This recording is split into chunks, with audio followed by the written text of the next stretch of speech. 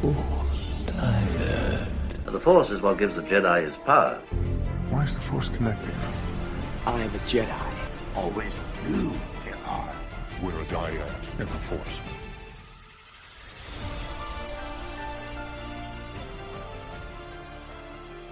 What's going on, everyone? Welcome to another episode of the Force Dyad Podcast. This is episode 64. I'm your host, Obi Sean, joined most of the time by my best bud, Jedi John. How you doing, buddy? Hey, it's been a bit. I'll take it, though. It's been quite a while since we've last chatted, since back before Christmas, actually, was our last recording. So we've had a nice little month break. Merry Christmas. Happy New Year. Yes, joyous Festivus. Happy birthday to me. Yep, perfect. Yes, you have officially joined the 36 Club, so welcome. Yes. Welcome. Do you feel older? Did 36 hit you worse than 35? I woke up and it was another day in Missouri, but sometimes you call it misery. But yeah, I'm here still. Paradise. It's paradise. But because you're getting older, do your joints hurt worse? Does it hurt to get out of bed in the morning? If anything, it feels better. At least you can explain the pain now. I've aged right. an extra year. That's it. So I'm surviving still. That's good. That's good. And you got to go and celebrate somewhere warm. Tell our lovely listeners where you got to visit. Yeah, I got to go to Cancun for a week. It was pretty good weather. It rained the last couple of days we were there, but it was still 75 and raining. So, it was a huge upgrade to leaving at below zero temperatures here and getting to 75 in Cancun. So I was not upset about that at all. Spotty showers first couple of days, but overall sunny. But the last couple of days, windy and rainy, but it was still warmer than here. So then I came back home and it was raining again. Just 35 degrees and raining. Exactly. 75.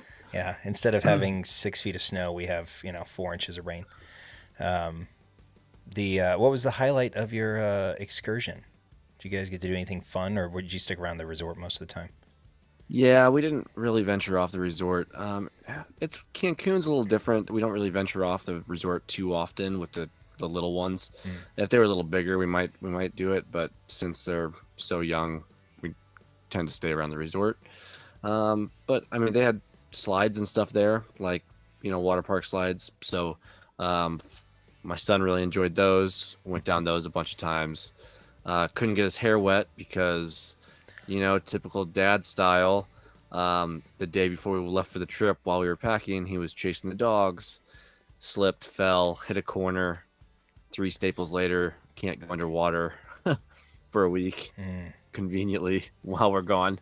But he was okay. We just kept his head up above water, and I'll let him do his thing in the pool. And Dad just had to go drown every time coming out of the water slide. No big deal. Just as long as the kid stays dry. You just Simba'd him, right? You just way up in the air. That was exactly it. Simba. My wife has multiple videos of me just holding him straight up above the water while I'm drowning underneath him, but it's fine. But yeah, it was a good time. And I guess the other highlight was just on the plane ride down, we built our first Lego, like an actual Lego set together. That was kind of cool. It was an easy one, like 80-piece ATST set with a speeder bike and a little Ewok mini village or whatever. So it was cool. He really enjoyed it. Came with a couple minifigs that he got to play with, and the speeder bike that he got to race up and down the chair and stuff like that. And then, into Dad's arm and face and everything else. So it's completely a mistake. That was good. Especially in a confined space, there's nowhere for you to run into.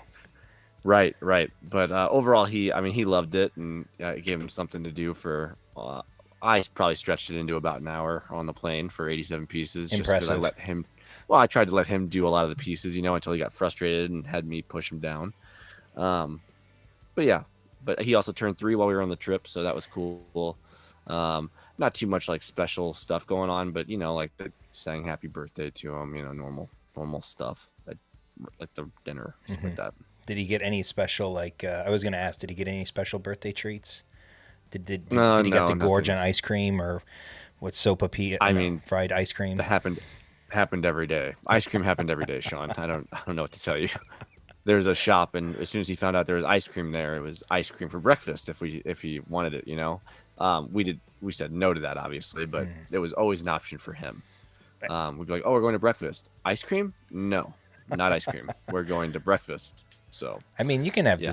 dessert for breakfast. There's nothing saying you can't. Yeah, you Was can't. it included? You Was can. that free? Was it free? Oh yeah, it was. Oh yeah, it was all inclusive. Everything was there. Nice. So yes, we had ice cream daily, and it was delicious. And probably some libations, of course.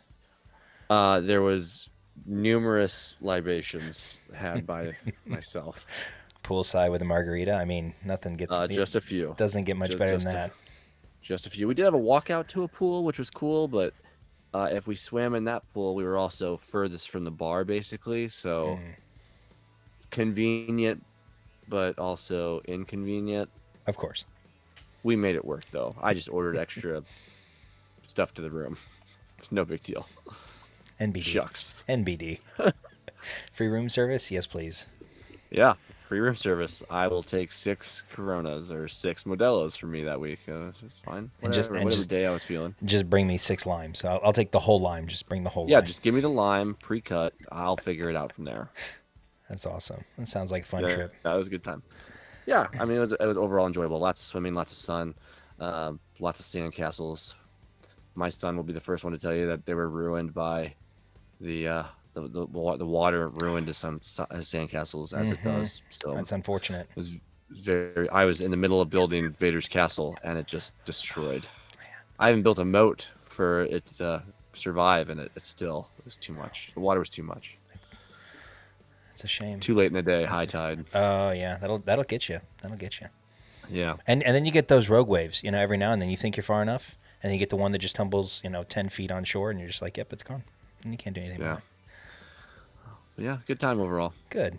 How was freezing? And a sheet of ice, and all the fun stuff you had to endure while I was gone.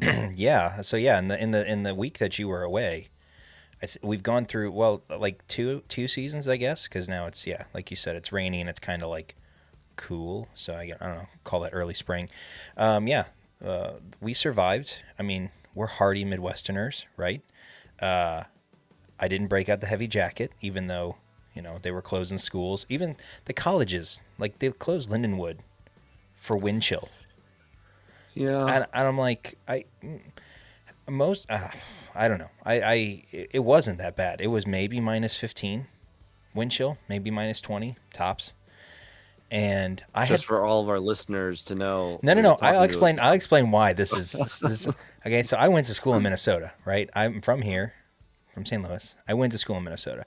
I walked to class uphill both ways in the snow. No.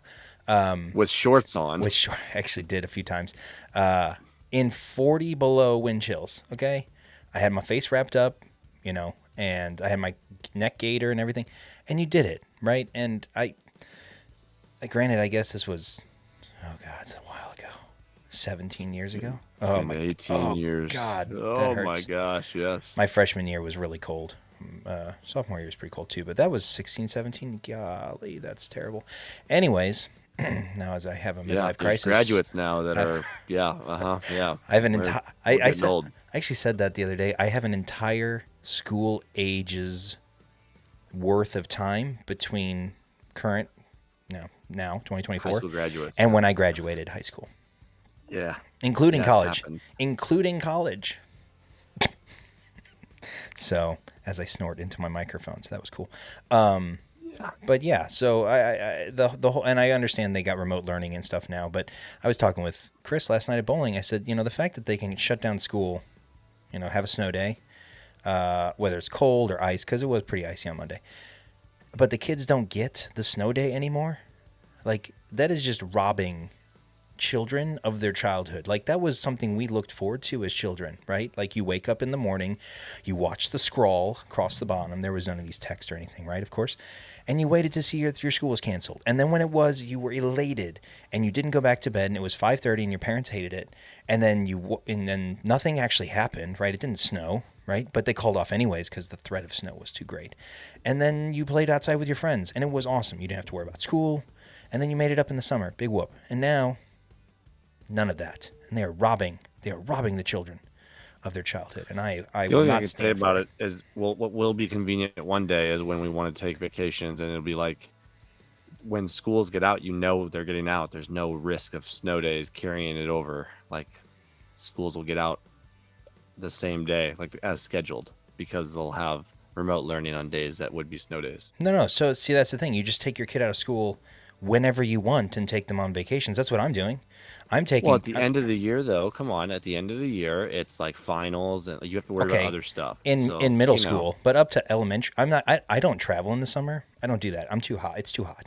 I'm not going anywhere in the summer unless it's cold. So you send me to dance with the penguins in Antarctica, I'll be fine. But yeah, I get your point. I get it. But yeah, anyway, so we did fine. I spent a lot of time playing Starfield and listening to audiobooks. So I am halfway through the Bane trilogy, finished the first book, and I'm halfway through Rule of Two. So really enjoying that. And then Starfield, that was on Game Pass, and started playing that again, and been hooked on that.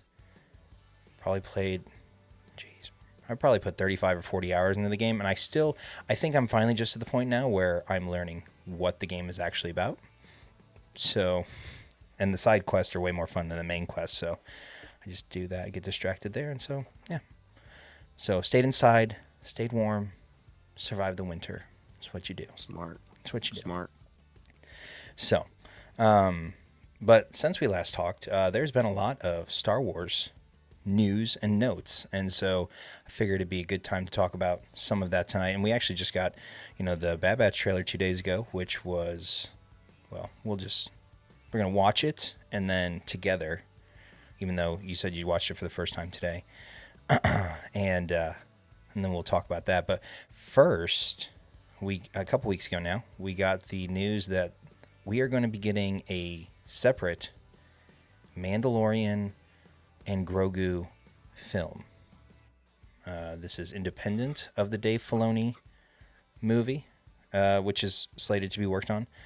Going to be directed by Jon Favreau, and it is set to start production this year. And according to the news article, said that the movie is going to lead Lucasfilm's feature presentation lineup going forward, which means that it will likely be the first movie, I guess now 4 movies. So what are your thoughts on on us getting a separate theatrical release or theatrical story starring our favorite bounty hunter and his little pet? I mean, come on now. I am excited. Is that the word? Yeah. I don't know, actually. I had mixed feelings when I heard this news. Because if we're doing the other Filoni movie, I just don't understand why we're pushing Mando and Grogu, because at some point, Grogu's story has to kind of fizzle somewhere. Mm-hmm. Otherwise, he would be too much of a key player later on, even though I guess his whereabouts are unknown. But at the same point, I just feel like he would be somewhere in the universe in the sequel trilogy. So I'm still trying to wrap my head around where he fits into the storyline if they keep making more items and furthering his timeline, which we still have plenty of time left in between everything. But it's just, I'm curious about it. And then, but yeah, I can only imagine your thoughts on it, being that Grogu is now going to be a fixture, a bigger fixture, being that he's getting taken to the movies now. So yeah, what you want to share? Yeah, well, no. Again, I've already aired my beliefs around Grogu, so I'm not going to do that. What I'm curious about is, and the question that came out after the announcement was, will this be a stand-in for season 4, which has already been written? It was already completed even back before the writer strikes. And how does this movie affect that?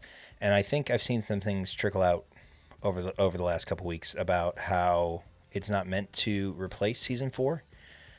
But it's not entirely known where it falls in the timeline. I'm going to assume that it happens after season 4, because I'm going to assume a lot of assumptions here. I'm going to assume that it's going to take at least 2 years for production, maybe pushing that 2.5 year timeline. So probably come out in 2026, and you're going to have a season 4 before then. Maybe it's a tweener. Maybe it's between 3 and 4. It could be, but then the question is, how long of time goes between the seasons? But it can't, because we saw at the end of season 2 he goes with Luke.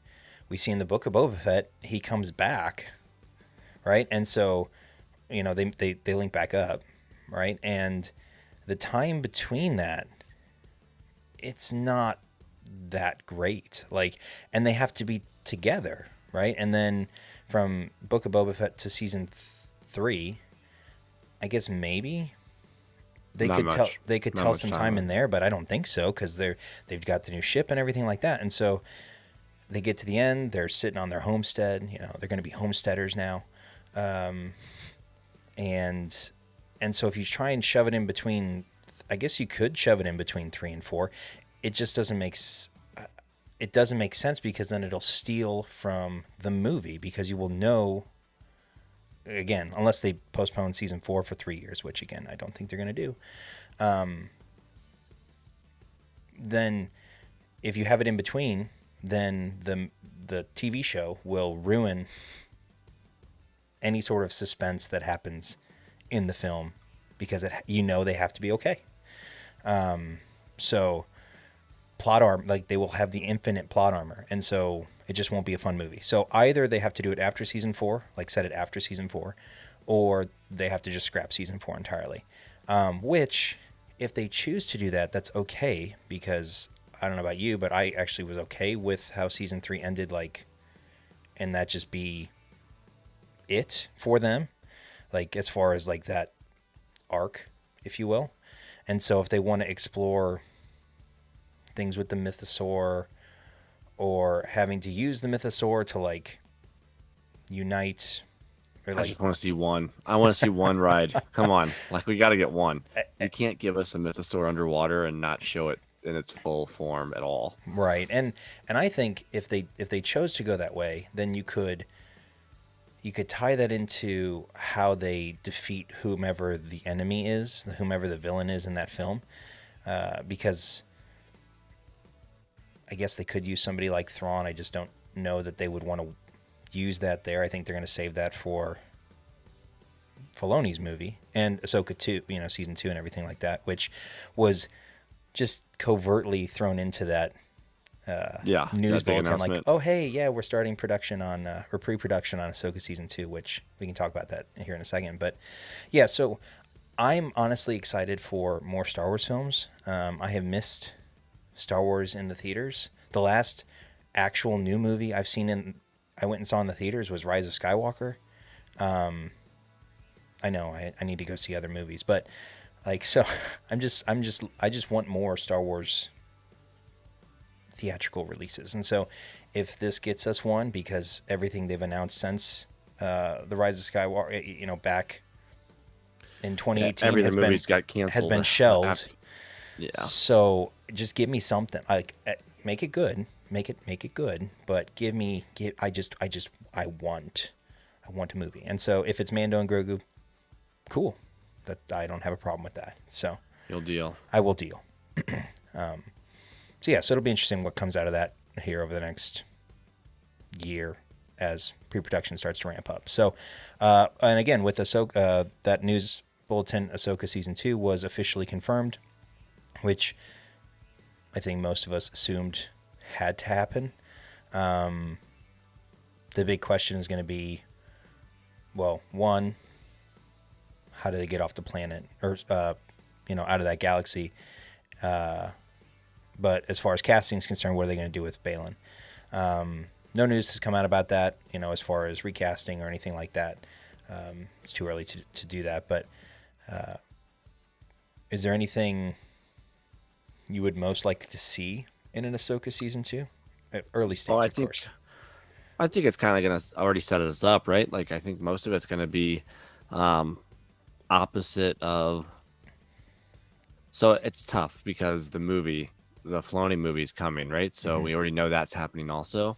So they have to save a lot of Thrawn stuff for that in order to have a proper villain in that film, I would think. Unless it really fills in for like an Ahsoka Season 3, which obviously we have no clue if that's going to be a thing or not. But we're going to get more from Ahsoka and Sabine. I mean, trapped in another galaxy, right? And we're going to like dig into what Balin's after and what gets awakened, so to speak, on that planet. So I'm really interested in where they take the season. In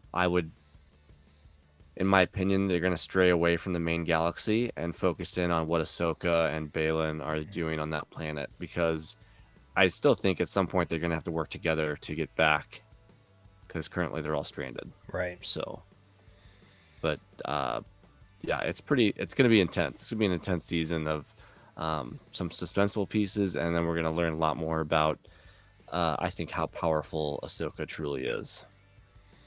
Yeah, because we got they shared a concept piece from Dave of Ahsoka and Sabine standing on, the outstretched finger of the father statue, just like Balin was. So it'll be very interesting how they tie back to the Mortis gods, what that beacon is. And I do think you'll get that ultimate showdown with Balin and Ahsoka on Peridia before they find their way back to the known galaxy. But it's almost like, what would it be like? It's almost like, who am I thinking of? That gets sent away to...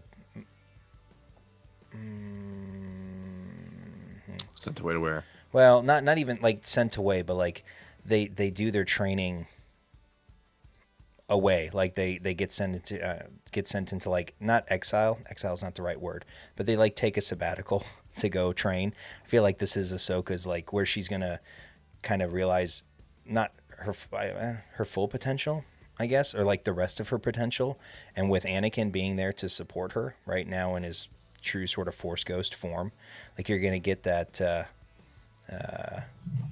Like, I'm not gonna say like the Karate Kid, right? But you're gonna have the master and the apprentice back together to sort of complete her training, which would be pretty cool. Yeah. Sorry, you're thinking of, I know it. Who am I thinking of? Freaking, like, what, how like the Spartans went away into the wilderness to train, Yes, to come back. correct. Men. Yes, And correct. That's what you're.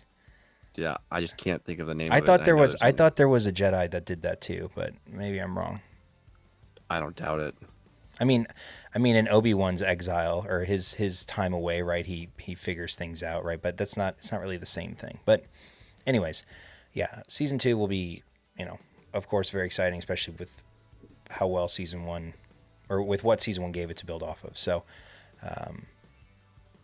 no timetable, of course, for that, but I suspect that will be, I'm going to guess that's going to be like a late 25 release. So, but we shall see.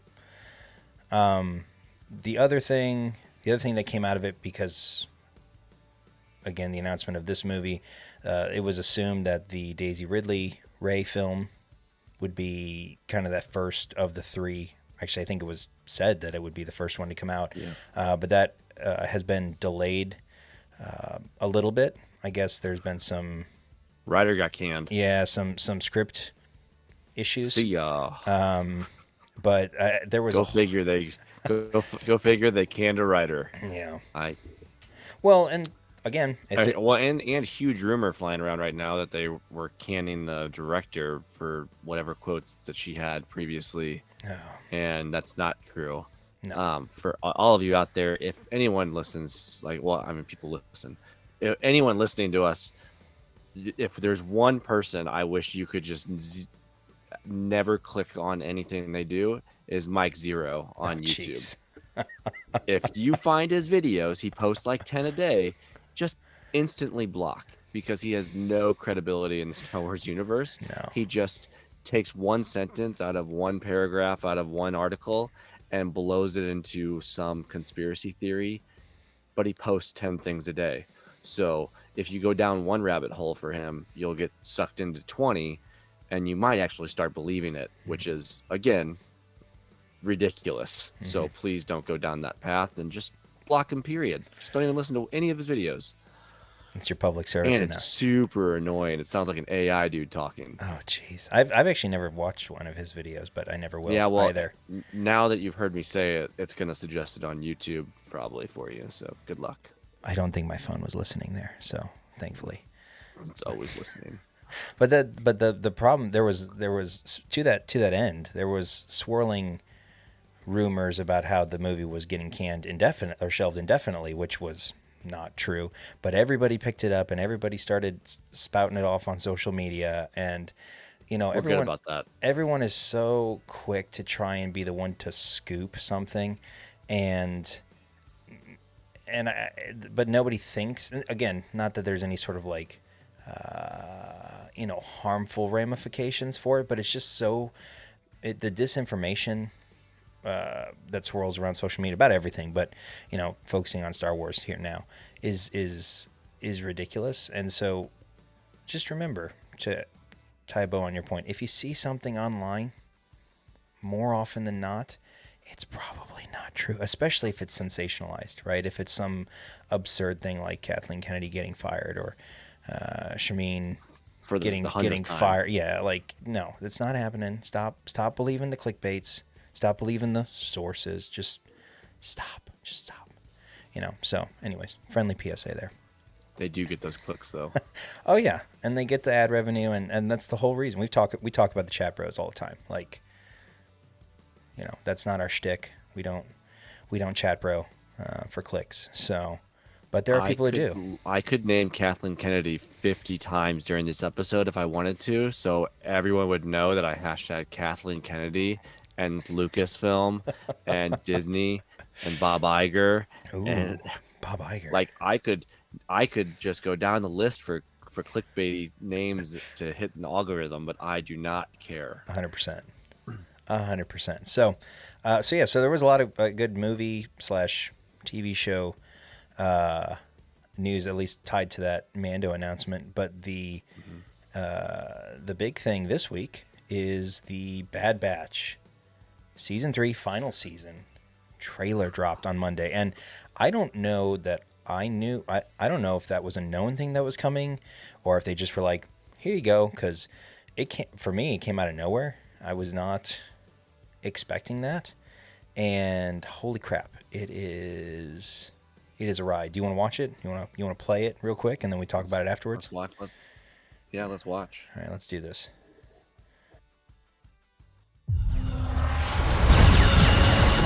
Hold on!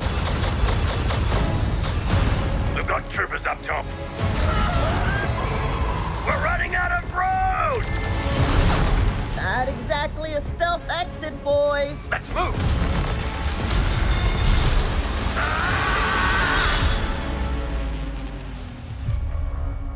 I thought that the end of the war would mean an end to losing more of our brothers. But I was wrong. We can't just walk away. Not with the Empire imprisoning the kid. Secure her in a cell. Omega's been waiting for us a long time. Our mission is not over yet. There is nothing of greater importance to secure the future of this empire.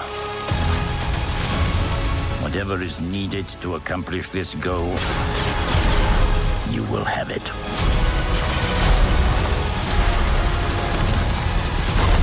They are coming.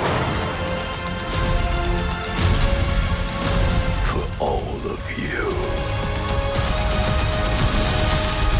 Give us a real challenge.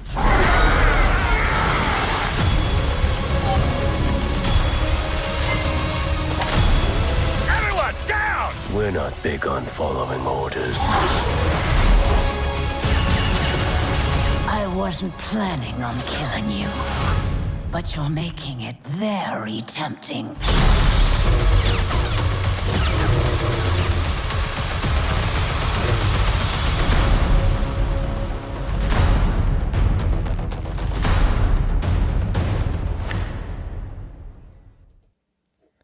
So good. I have goosebumps right now. I have the goosebumps. I know you're gonna switch it off. Can you go back to like, it's in the back third of it. It's when you see Hunter and Wrecker lined up next to each other, and there is a gun in the. Yes, I know what you're talking Yeah. about. It's when he says we don't do well following orders. Yeah, that's exactly it. Yeah. Yep, it's right here. Boom, boom. Whose gun is that? Yeah, I know, right? That's the first thing I thought. It's the first thing I went to when I saw the trailer. I'm like, that is a rifle. I missed that actually. I've watched this. I've watched this easily 15 times, and I missed that. That is the first time I have recognized that. Yeah, that was like the first thing I noticed today. I watched it a second time because I was just like, yeah, I was just like, that is a rifle. Wow, that is so cool. Wow. I'm thinking it may not be him though, because of I don't think they would release that in the trailer. But look at the pack. But look I know. look at the pack and the armor. Like, that's his pack. Yeah, the only other thing I could think of is if because we get tech, not tech. Sorry, I'm Dude, so sorry. wow. I'm so sorry. Wow. I PT it like the first time when I watched it the first time, and he falls again. I had flashbacks. It hurts still. I figure we get Echo back at some point, so technically he could be there, but that is definitely a long range rifle. So yeah. Well, redemption. You may get it 3 seasons in the making. The thing I liked. So check this out, right? So in the same scene, okay. So you got here. So that's purple. So that's a 187th trooper, and then once this guy gets into the light a bit more, you can see the red. So I'm pretty sure this is a shock trooper. And so I think what you're going to see is, and we can talk. Well, I'm jumping way ahead into my theories, but I think the last episode's called "The Cavalry's Coming" or something like that. I think these guys, as well as other clone remnants, are the cavalry, including. Yep. Did you see? I know you saw him, of course, but hold on. Boom. Do you recognize him? It's gonna be kind of hard to see on your screen. So, this is Commander Wolf. Do you think so? Yeah, because so it's gonna. Well, again, it's hard to see. I went and I pulled up a picture of his armor. Like he's got the sort of the pointed wrist shields. You can make out the sort of sun starburst kind of pattern on this pauldron over here. The paint scheme is, of course, it matches his helmet. I think it's Wolf. Like, it's not. There's nothing that confirms it, right? But everything about his armor, his paint scheme, points to Wolf. And we know he and Rex and Gregor end up getting together for Rebels, so it would be a perfect like reunion right? To have Wolf be part of the group that I think will end up breaking Omega out. But I hope so, because that means my Commander Wolf figure will skyrocket in prices. So that's fine. It's all good for me. But there was one other thing. So of course you got Palpy, Uncle Palpy there. I'm wondering, is this scene here? Okay, so him. Okay, so what's really cool is, and for those who aren't watching, because I do actually plan to post this video. I keep saying I'm going to do these, but I'm actually going to do this. We're looking at the black-clad armored commander, if you will, who's seen at about the 1 minute 3 second mark.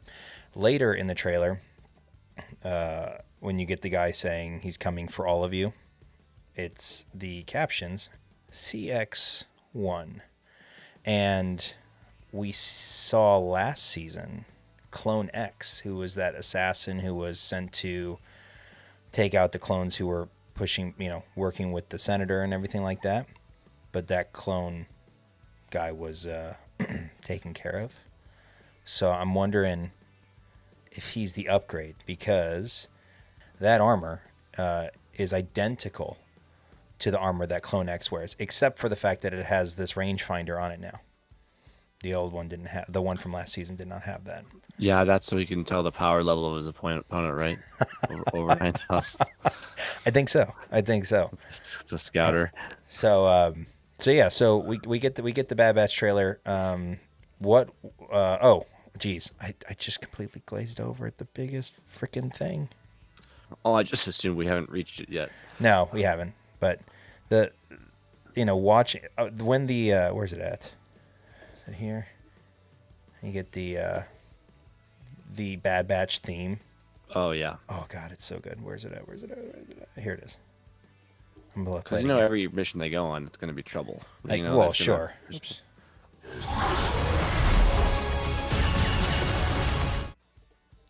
Oh my God! Like I get goosebumps when that theme song plays. It's so exciting. The Ventress. Oh my God. Yeah. Well, we never knew what happened, so. It's funny you say that, because a lot of people did know what happened from the book. But before we get into that, like overall, what was your first impression of? What'd you think after you saw it? Oh, I'm obviously very excited for the season. I mean, you can't go wrong. We've enjoyed. I mean, last year during episodes, we were on the edge of our seats trying to figure out who was going to show up next episode. It was just a great time overall. So I imagine this is going to be more of the same this season. I hope they stick to the weekly rollout of episodes. I cannot wait. I know they're doing, I think it's a 3-part premiere. Is that correct? Mm-hmm, that is correct. Pretty stoked. That just tells me that episodes 1 and 2 are probably going to be similar to previous seasons, being very connected. Episode 3 will probably start launching us into the main story path of the year. So, yeah. So, just a quick rundown of the episodes, because they have all been announced, the dates and the titles.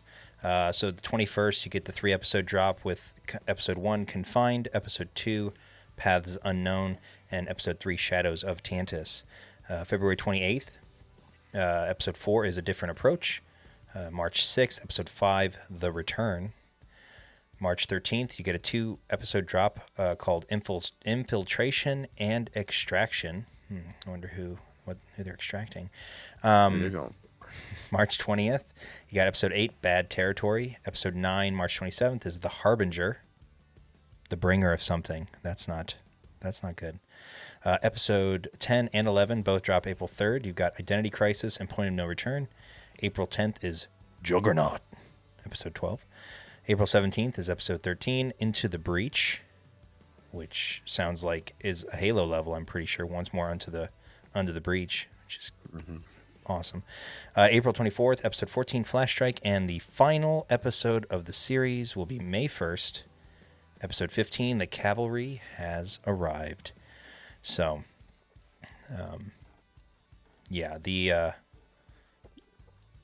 that trailer was so good. And then you get the reveal with I was not expecting Ventress. Like the other stuff I could say I was expecting, was not expecting her. And the cool thing, well, so it put anyone who's read Dark Disciple, which I have not, everyone who saw that and has read that book was like, wait a second, what's going on? Because not to spoil anything, but apparently her being here shouldn't happen, I guess. And so, but shouldn't happen according to who? According to the book, which is canon. It's a canon novel. Came out in 2015, I think I saw. But it is a canon novel. It's based on 8 written but not shot episodes from the Clone Wars, and it's basically Asajj ends up teaming up with Quinlan Vos, and basically like kind of turns him. I've heard the story, yeah. Yeah, and they're supposed to try and kill Dooku, but things don't go to plan quite the way they wanted to. Correct. Yeah. And so in the end, well, I guess I'm spoiling the damn book, but well, we know Quinlan eventually becomes Jedi again, light-sided again, right? So because he helps the paths and stuff in Obi-Wan, right? But there's a period there where he's conflicted, and Asajj is the reason for that. So, but Brad Rao, supervising director, also one of the executive producers, says her return will honor prior tales, including the book in which her character apparently perishes. See, we don't want to apparently perishes. We don't want to spoil anything, but we want fans to know that any new storytelling with Ventress will align with events of Star Wars: Dark Disciple. So, all of the people who are up in arms about it being, not, or retconning the story, right? And I guess I could have thrown it up on the screen here, but maybe it's flashbacks for it. I don't know. Well, so the interesting thing is that, excuse me, the saber itself is yellow, just like in the story. However, her hilts are very similar to,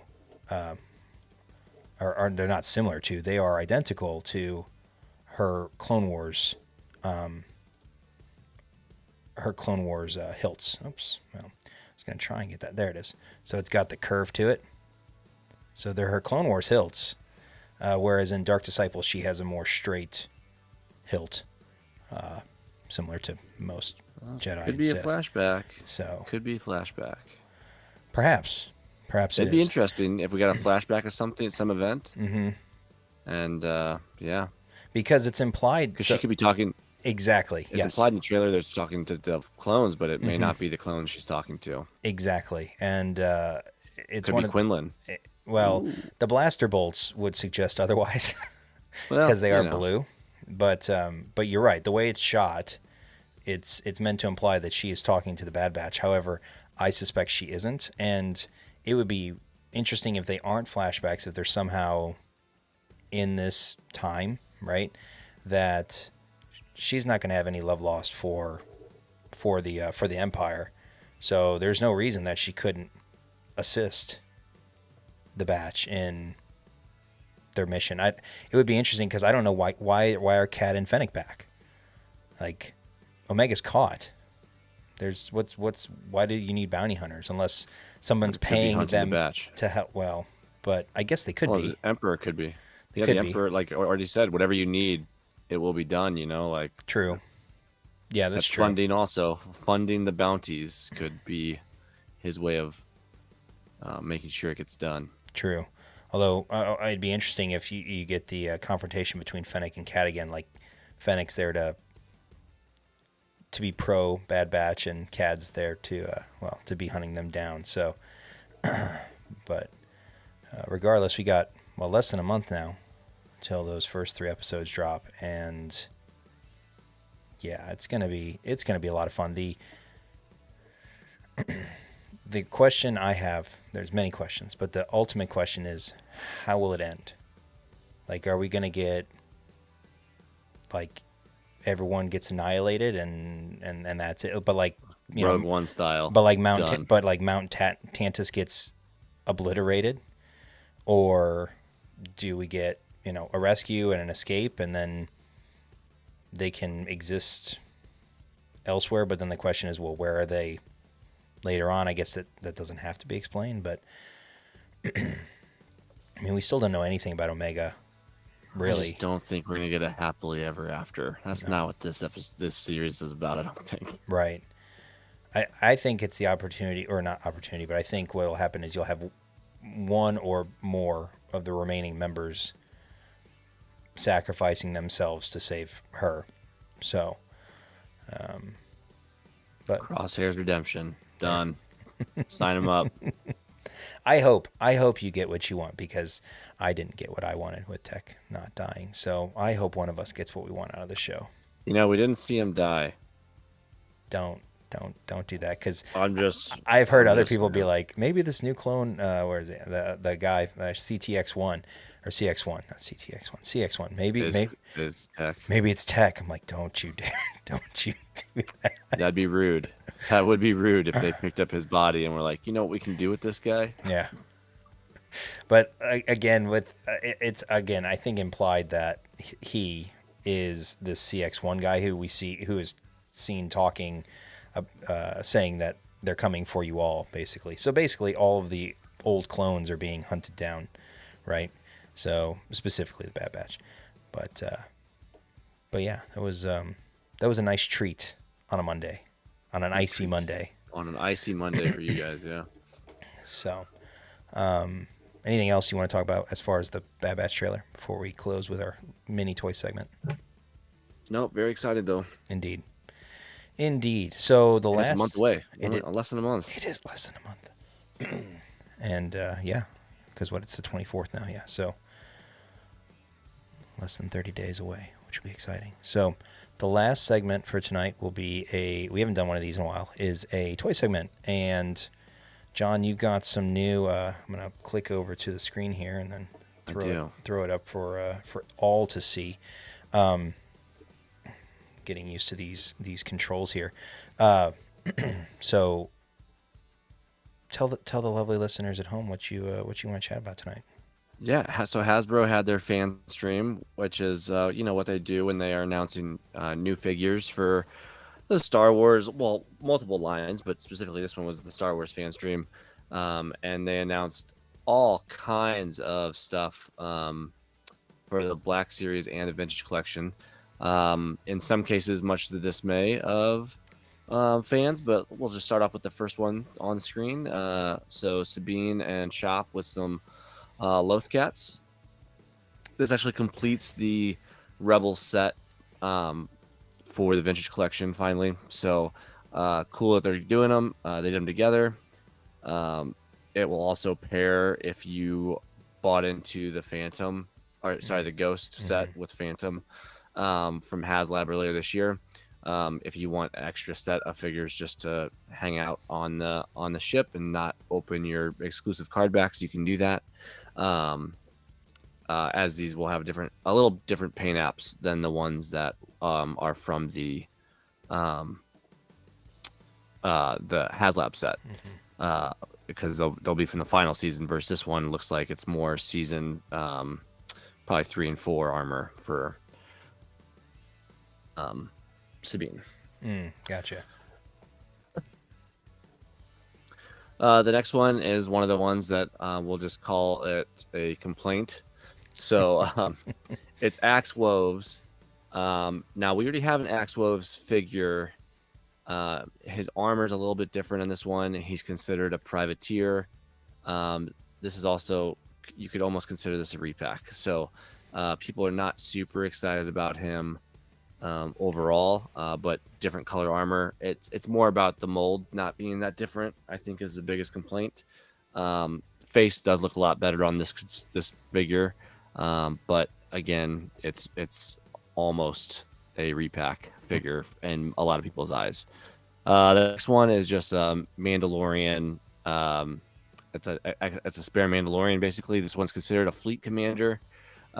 You would never know. Nothing exactly screams Fleet Commander here. Yeah. I mean, he looks cool, but I mean, again, if you're into the vintage collection, this is just a spare Mandalorian. You could probably, the best thing about a figure like this, I think, is the customization options. If you wanted to repaint armor in your own design, this is a great figure just to grab to be able to repaint, and you could have as many different Mandalorian warriors as you wanted. So, in my opinion, it's a cool army build figure if you need it. But they also do have other Mandalorian figures that have already been made that you could do the same thing with. So that's just another, I will call it a generic complaint figure because it's the same mold that they've done, just different paint apps. So yeah. We have another Mandalorian figure. That's Skip. He's got Skip. he's No, got I'm he's got a new he's got a new cape, right? That's yeah, really he's got a the only new thing. cape and a little different armor. He does have the jetpack, which some of the Mando figures do not have. But overall, it's another version of our main character from Mandalorian. This one is considered the ones from the Mines of Mandalore. The next one gets everybody up in a tizzy. What is this? What is the why does he have why does he have an undershirt? This is Grogu in his newest form of the Pram. Oh my gosh! And he's supposed to have the Is that supposed to be the chain? Is that supposed to be the chainmail shirt? Oh my god! Yeah, it's the chainmail shirt from the Book of Boba Fett when Din Djarin gives him the armor undershirt. It looks like they put a piece of Play-Doh into a waffle press, and that's what came out. The Beskar chainmail does not look very good in my opinion. It's terrible. And again, this is a situation where if they didn't throw the Pram in again for like the third time, the Grogu figure wouldn't be worth buying at the price point they're selling it at. So they have to include the Pram, and you get one extra accessory, which normally comes with Grogu. In previous models, they've had like the knob ball or the soup from season 1 that he ate. So like there's always an extra accessory thrown in with him because how many iterations do you need of Grogu? And the answer should be one. At least one more. I think we have 5. So 5 is probably not accurate, but I do like to give it trouble. The next one's Clone Commander Rex. Looks great. We're skipping him. Yeah, well, I don't know if I think there was 17 figures. Yeah, I didn't know if there was one you wanted to highlight. I mean, it's the Bracca mission, right? Rex. So he looks good. If you need a Rex for your collection, this is a good one to get. His head looks weird according to Sean. His hair is yellow. Like, forget blonde. Like, it's a weird yellow. That's just, he always has that weird tan line. It looks like in Clone Wars. So yeah. Or even in Bad Batch. Yeah. And then we get another iteration of Luke Skywalker as an X-wing pilot for the vintage collection. Repack pretty much. We've already have that. I'm sure we have that. It's a different face print maybe, but we have the figure. I'm 95% sure of it. This one is super cool. Now getting into the Black Series announcements, some of them were really cool. Like we're finally getting a Droideka. So cool. Can't go wrong.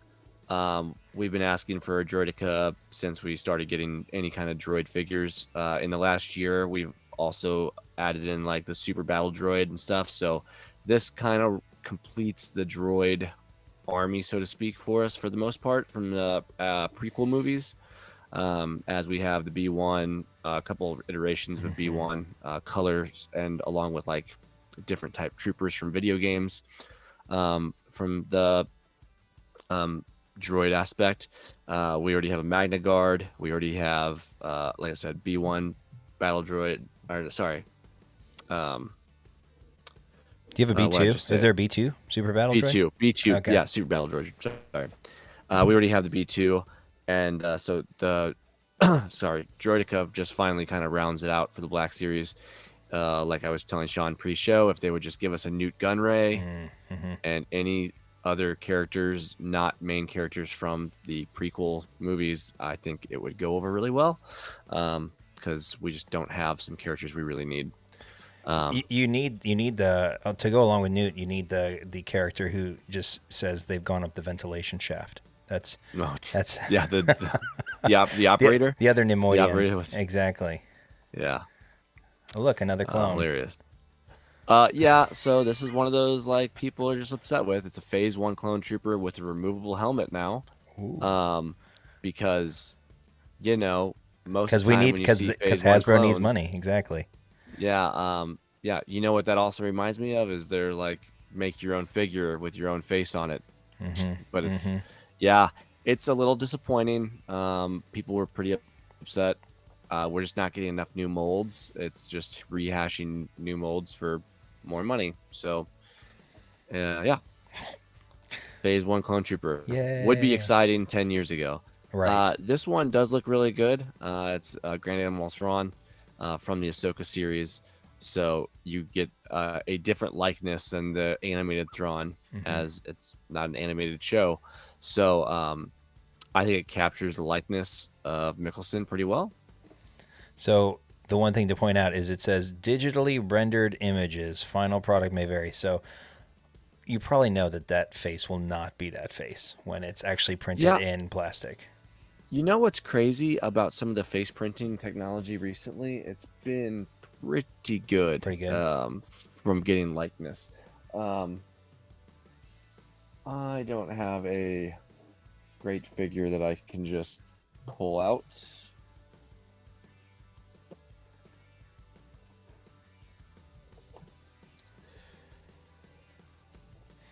I mean, I don't know. This is Reva, not a very different character, obviously, but like her. Gosh, I gotta get rid of this glare. Oh yeah, you can kind of see The it. face looks pretty good. That's true. So on most of the new figures, the face printing is pretty close to what you're seeing in the digital rendering. It might be a little off, but overall very, very close. And most people have been pretty happy with most of the newer figures faces. I don't think we've had too many, like we used to get like wonky eyes sometimes, and a lot of that stuff has gone out the window, thankfully. It used to be a big thing looking for the face print, the best one in a box versus any other blemishes or inaccuracies. So recently, you just haven't had that problem, thankfully. But yeah, that's pretty much the rundown on Hasbro for Star Wars releases. I will say something that's new that hasn't been said in a while. Those figures have been on the site now for a couple days, and none of them are sold out in pre-sale. So it worries me to a point because price points just for some of those vintage collection figures, they're at $17 per shot. All of the Black Series figures are at $25, unless they're deluxe or better. So, but the ones that we just described today were at that $25 price point, except the Droideka is $33 because it's considered a deluxe figure because of that's a brand new mold for Hasbro. I'm not surprised they're charging extra. They had to put a lot into that. So I'm actually, and I think in that case, the people are going to buy it that want that figure with their droids. So I know I'll personally be in Droideka without a doubt. I've been waiting for him for a long time. But yeah, the price point on some of those figures is just kind of, in my opinion, getting a little up there. That Sabine 2-pack with Chopper and 2 Lothcats is $45 for a vintage collection. A single vintage collection figure used to be $10, so or less. So getting to almost double the price point, it's tough, especially in the situation we're in currently. But and for not getting the biggest complaint is new molds or brand new figures. A lot of people have just been like, I don't need a 10th Luke Skywalker. I'm good. I've got him. Or I don't need a new clone trooper. I've got a bunch of those already And the guys that really wanted clone troopers, they bought them when the clone troopers first came out. They don't need that removable head. Maybe they buy 1 or 2, but they're not going to buy 10 or 15 of them to build their army like they used to, because they already have the Phase 1 clone trooper from other boxes, from previous sets or previous figure lines for Black Series. So. And they were cheaper before. And they were cheaper before. Yeah, absolutely. Yeah. So we'll see how things progress. I'm hoping the lines stay healthy. I was hoping that the announcement of the 2-pack for Sabine and Chop would be better, based on the fact that the Ghost is coming at the end of this year, I think. I think it's due in the fourth quarter, if I'm not mistaken. It's either fourth quarter this year or first quarter next year. So everybody that bought that will either want the second set of figures, or if they didn't buy the Ghost originally, they'll probably want the figures to go along with a potential Ghost they buy later on. So, did you buy that Ghost? I can't remember. I did, yeah. My $500 investment is just sitting in limbo, waiting for my starship to arrive. Waiting for it to just get yoinked out of your account.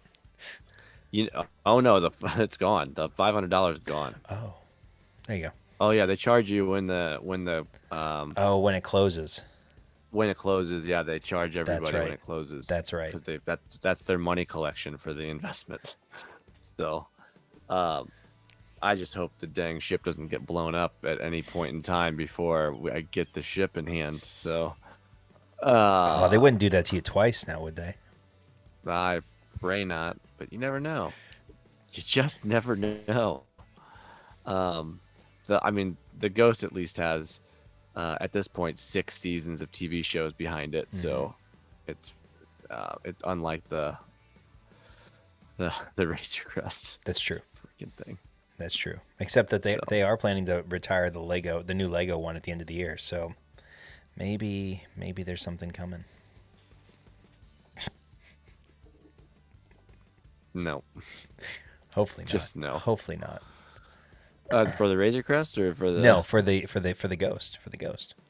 Oh, really? Yeah. Yeah. So I hope they bring a new one. UCS, here we go.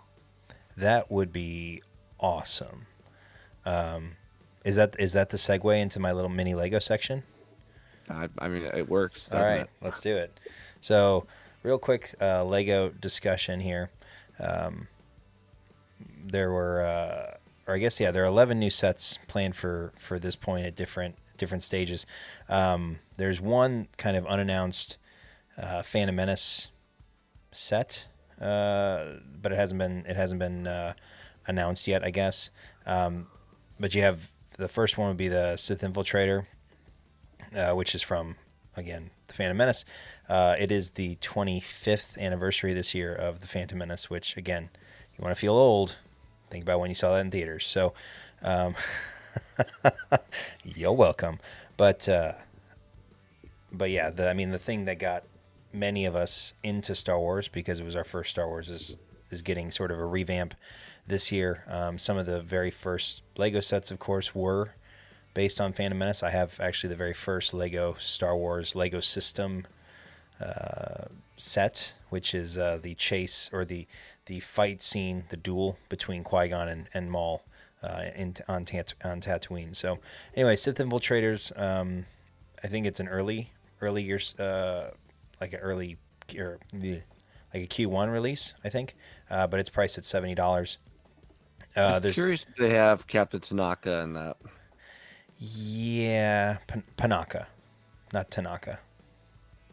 I'm thinking of. I know what I'm thinking. Yeah, sorry. With a P, as I would tell Connor. It's Captain Panaka. It's a P. Yeah, Tanaka. I know what you're thinking of with Tanaka, but it is funny to me that they're giving you the Padme, but they're not giving you like a mini Anakin. I was waiting for Annie. Who Qui-Gon and Maul are going to fight over anyways. But anyways, you got next set would be the Battle of Peridea set, which actually sounds really cool for the price point. It's a $50 set. It's 382 pieces. It's going to come with, I think, 6 minifigures. Thrawn, Ezra, White Ahsoka the White, Elsbeth, and Enoch. So, sorry, you get 5 minifigures. But you get 5 figs for $50. Like, that is an incredible value for money, and I suspect that it will be widely sought after and hoarded, because the last set that had a Grand Admiral Thrawn in it is the Ghost and Phantom, and or not the Ghost and Phantom, the Phantom with Blind Kanan Jarrus, and that Thrawn is absurdly expensive right now. And I think the Thrawn that they'll end up making will be different, so I don't think you're going to end up having leeching from the original. Like a price lower, yeah. Yeah, I mean, it'll drop back a little bit because people won't buy it because they'll just buy this for their Thrawn. They don't have an attachment to the original Thrawn, which is totally fine. But collectors, I don't see it affecting the collector market horribly. Now this one, this could, if it's the same Jedi Bob, which WTF Lego, the whole. Do you own any Jedi Bobs? I do have I have a Jedi Bob. Yes, I do. And no, wait, I think I sold my Jedi Bob. That would be fortunate for you. I did sell my Jedi Bob, but he was in good shape. But anyways, so Jedi Bob's getting his own Jedi Starfighter now, because the story behind Jedi Bob is he was just originally named Jedi, right? And or Jedi Knight is actually what he was called, and the Lego community affectionately named him Jedi Bob, and he's one of the most. Not one of the most sought after figures, but he is up there as far as value. Last time when I sold him, I think I sold him for $130 maybe for a mini plastic piece. So there you go. But this is going to be a $40 set, 310 pieces.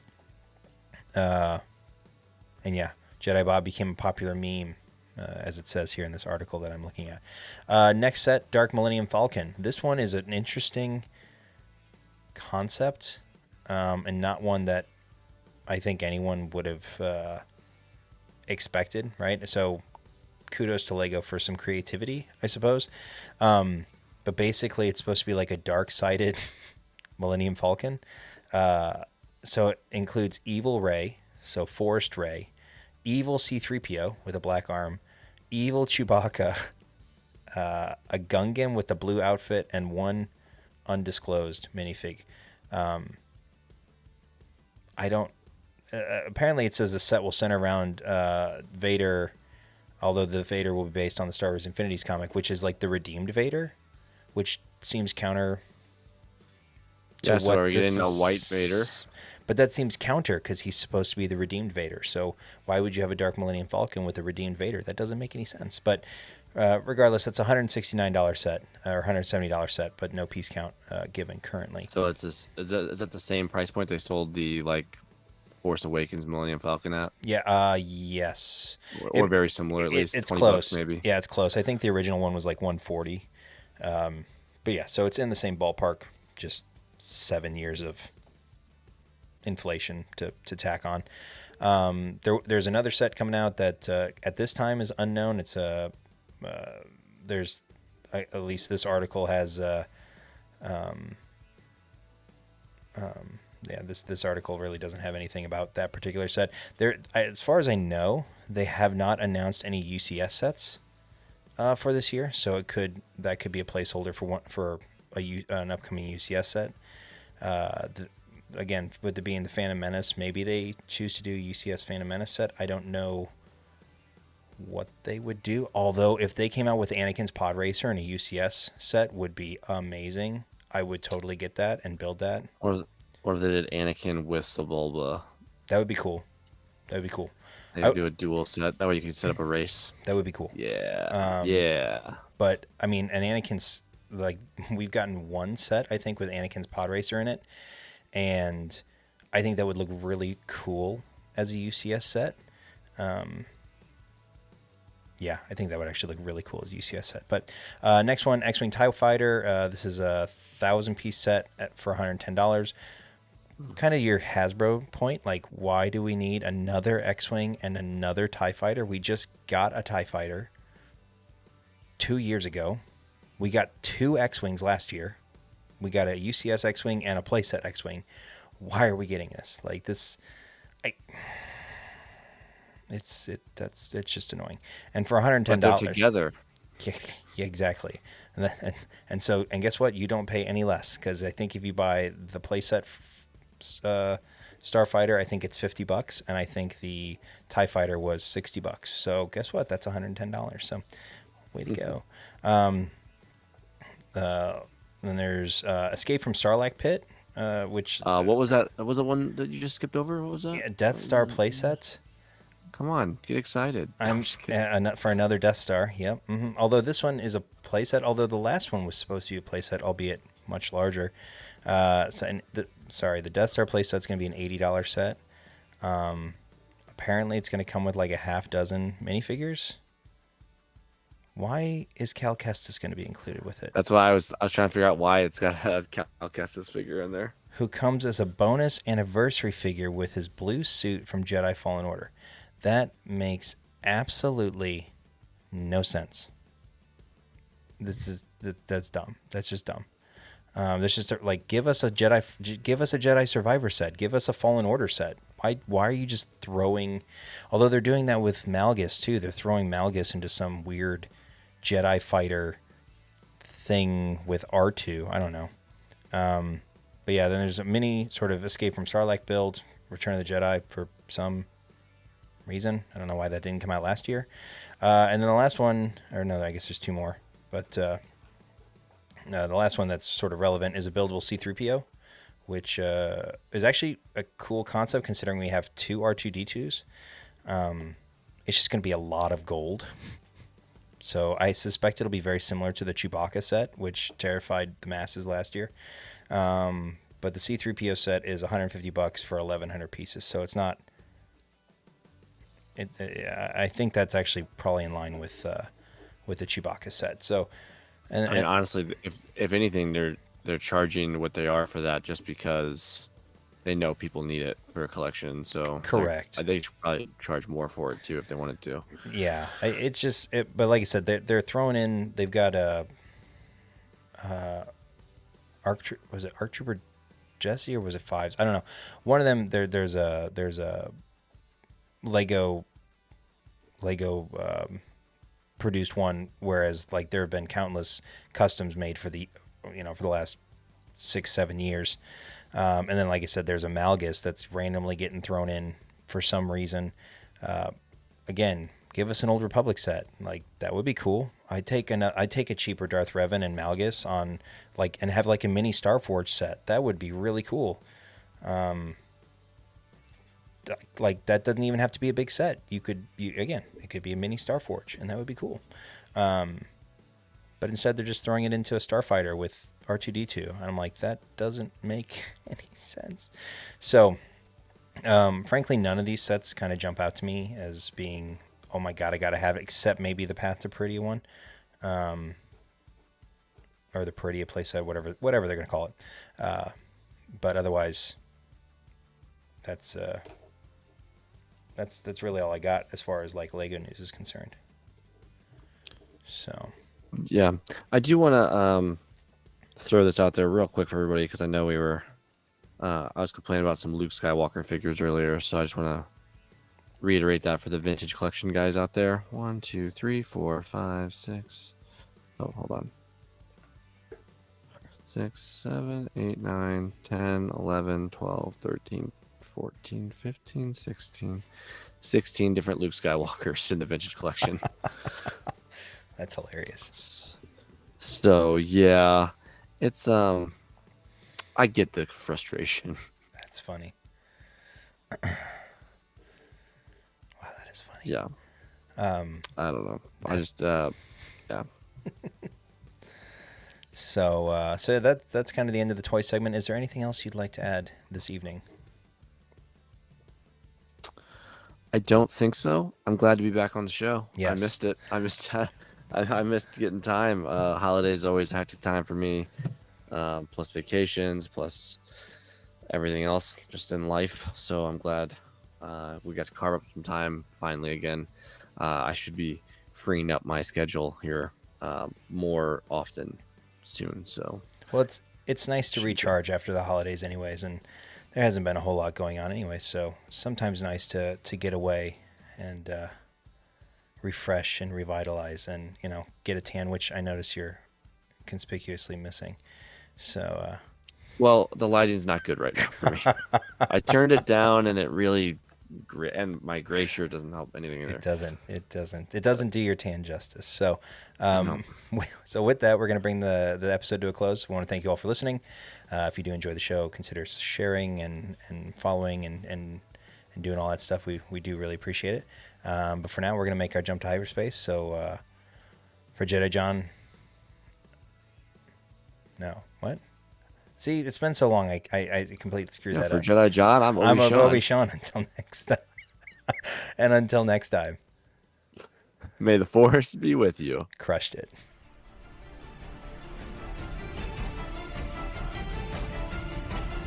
Fool.